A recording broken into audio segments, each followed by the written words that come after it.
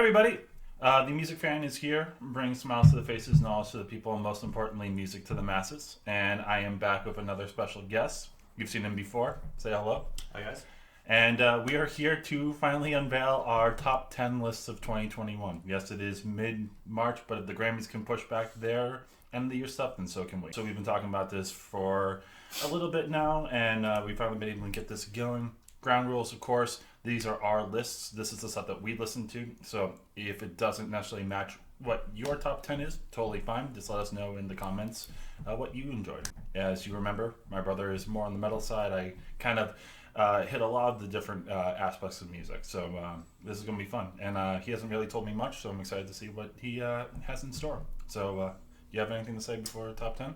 No, it's it's a little late, but let's hopefully our list will have a few surprises for each of us. So that's always the fun part about this, is seeing where some of these bands you haven't heard of before kind of land on our list. So let's see where this takes us. All right, number 10. For me, number 10 is a band I discovered this year. I discovered them through a reaction channel, actually. A lot of people were hyping up this band's newest single as like Song of the Year. I was like, okay, let me give it a chance. And when I heard it, I was really blown away by how they incorporated violin into their sound. And if you know anything about this band, the violin part should give it away. This is Imminence with Heaven and Hiding. Really strong metalcore. They wear their influence on their sleeves. You can really tell that Architects is a big influence on their music and their sound. But where they kind of separate themselves is in their guitar work and structure. It's a little more bouncy, a little more chaotic. And the violin also adds a huge texture to this album and to this band. The lead singer, he is the violinist and he is the growler. And he's outstanding as both his cadence, his diction with his words are really easy to understand. Really awesome song structures. One negative about this record that kind of was held it back a little bit was it's a little samey throughout the record. Not so much variation, but at the end of the day, it's an outstanding metalcore record with an outstanding vocalist and something that is fresh in the metalcore scene with the incorporation of violin. So that's why it kind of made my top 10. Yeah, I checked this one out later in the year, and I had no idea that he was both the singer and the violinist. That's awesome. I mean, like, Architects also came out an album in 2021, and I would say between the two, this is easily the more memorable one. That violin does add a lot of texture to those arrangements. I love Ghost. That is a phenomenal song to start off the album. It is, it's probably their best single, I would say. It was probably my favorite single. Another one that I really enjoyed was Alleviate, because it was more minimalist. It used very little instrumentation, like kind of his clean vocals, which are, for someone who growls as well as he does, his cleans are just as good. And it allows him to kind of carry the melody of the piano and the soft drum patterns, and really allows him to create this really awesome emotion. And then when the rest of the band kind of kicks in towards the end, this grand flourish, it really hits home, kind of gives you that goosebumps feeling. Mm-hmm. Not necessarily my favorite metalcore album of the year, and I feel like there's another one that's going to be coming up soon for you. Yes, there will be multiple on this list, but actually. It's still a solid one. All right, so my number 10, we're starting off a little bit poppy, a little bit electro. This is Churches with Screen Violence. I have been a huge fan of Churches since their debut album, and they've always been really solid. They've always been able to put out really good singles, and usually most of the time when I hear it, I'm like, okay, this is going to make it really high on my list. But for some reason, every single time, just other stuff gets a little bit higher, and then I realize it's like top 50, top 25 instead of top 10. But this is their most solid work. You have so many songs that just stick in your head. Asking for a Friend is a great opener. California, not necessarily something that is out of their realm of what they've done before, but another solid hit. But you also get some stuff that goes a little bit outside of their comfort zone, like Violent Delights. You have this kind of drum beat that feels a little bit like techno-ish, like late 90s, early 2000s kind of vibe. You have How Not to Drown with Robert Smith from The Cure, which is a great pickup for this band. And like a lot of the stuff that even I'm not a huge fan of, at least it brings up topics that are very particular to the lead singer. He said, she said about the hypocrisy of in media, how men are told to do things versus how women are told to do things, or Good Girls, which is more about sexual harassment culture and like good girls don't talk about it, but bad girls are the ones who speak up. Just from start to finish, it's a really solid album. I will say, as I've gone along, this was going to be a little bit higher, but just like with every Church's album, eventually it does drop down a little bit. But luckily, it hit my top 10 because they've been putting out a lot of solid material over the years, and this one finally stuck. Yeah, I know the name. I know the band. I haven't really dug into their discography. Don't really know anything about them, but I have heard a lot of good reviews, not just from you, but from the media in general. They're pretty high on this band, so it's something that is something I probably might check out down the road if I get some time. Cool. All right, number 9. Number 9 is, so this year there was a huge explosion in growing popularity of the deathcore genre. Kind of took off out of nowhere. If you're familiar, deathcore was kind of really popular back on the MySpace days, where it really got its start with bands like Suicide Silence and bands like Whitechapel. And then for whatever reason, over the last 10 years, it just, nothing. You didn't really hear much about the deathcore scene outside of like if you were in it and you kind of were in the underground. But now, last year and a half, it's really kind of exploded again with bands like Lorna Shore and Shadow of Intent.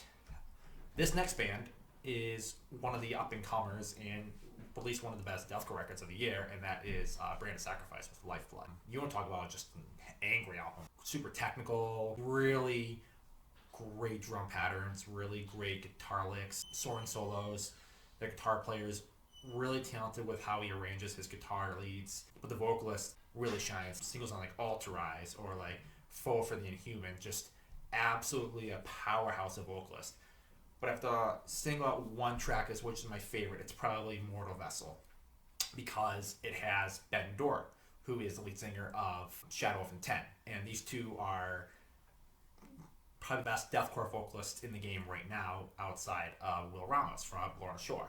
The way they play off each other in the song is just absolutely outstanding, how they can just shift from one to the other in terms of the growls and the phrase. It's really sick. Speaking of Will Ramos, he actually had a feature on title track Lifeblood after the album was released, and I prefer that just because of the way that Will Ramos adds a new dynamic to the song, because Will has a really outstanding range from his fries to his lows. This Brand Sacrifice really kind of took the new step this year and is going to be a staple in deathcore genre for years to come. Do you see, like, with this resurgence of deathcore, that we're going to be getting a lot more of that over the next few years? I think deathcore is making a different step is because it is not just straight deathcore anymore. People are kind of branching out. Like, this one is really heavy on the symphonic elements too, which is definitely growing in popularity with bands like Brand of Sacrifice and Lorna Shore and Shadow of Intent. All these bands that are kind of branching out from just straight deathcore itself and becoming more encompassing of different genres, like with adding choir music and class music on top, is really elevating a lot of this stuff. And I think that this new direction deathcore is taking is sustainable just because it's not just strict deathcore anymore. Okay, I'll have to check that out. And speaking about an album using a little bit more symphonic work, number 9 for me is Aphelion by Leprous. So this one has been such a hard album for me to figure out where exactly I want to put it. This is probably the album that I've listened to the most over 2021. Right when it came out, I listened to it like 5 times in a row, and I was still like very unsure how I felt about it. And I think it's because over the years I have had such a high bar for Leprous work, because from the get-go with Melina, I absolutely loved that album. I know I got onto them when it was a little bit more of their softer work, but like Melina, Pitfalls, I enjoyed both of them. And this one adds a new layer. They have a couple of string instrumentalists, particularly one from Bent Knee, who toured with them when they were touring with, I believe, Pitfalls. It adds such an interesting and unique layer to what's already very interesting, intense music. The cool thing about it is not every song uses the strings in the same way. You get something that's a little bit more minimalist on the first song, running low, but then the second song you get Out of Here, which on the second half adds new life to a very minimalist song. All the moments uses more tension compared with the chorus that I know are singing. Have You Ever has a little bit more of a bounce. The Shadow side feels a little bit more like a classical piece, kind of like a classical jazz piece. And just every single song, you get something a little bit different. What's also cool is this time around, along with also the tension that they usually put in their songs, they add a little bit of a lulz. All the Moments is my favorite song on the album because of how it builds. All of a sudden, in the middle, it kind of flatlines for a second. Just Einar's vocals and piano. And it's absolutely gorgeous before it goes back up into that feel at the end. I will say there are some songs that made me want a little bit more. Have You Ever, Out of Here, Silhouette. They stay a little bit too short. Same thing with Castaway Angels, which is a beautiful song and it builds so well, but it's like it left me wanting a little bit more. The only other problem that I have a little bit is Nighttime Disguise. Feels a little bit like the same idea as what they did with their last album, like everything being a little bit more soft, and then they're like, okay, we need to have a hard song to end the album. Like even the drums itself feels a little bit similar to The Sky Is Red, but overall there's just so much unique sound, and I love where this band is going. I would love to see this approach on something a little bit harder next time around, but still an amazing album, and I can't wait to see them tonight. I have been an Opus fan for years. I've kind of fallen off last couple records. Last record I listened to was Melina. My favorite record by them is The Congregation, which is where I discovered them for the first time, and that is kind of where my sweet spot for Opus is, that heavier, more extreme style metal with really unique guitar passages and really awesome drum fills and uses progressive drumming. So I'm excited to hear what they're going to do tonight because I don't really know very much about the last two records. I know one song off of Pitfalls. That's really about my exposure to the newer stuff, so I'm excited to see where this band is going.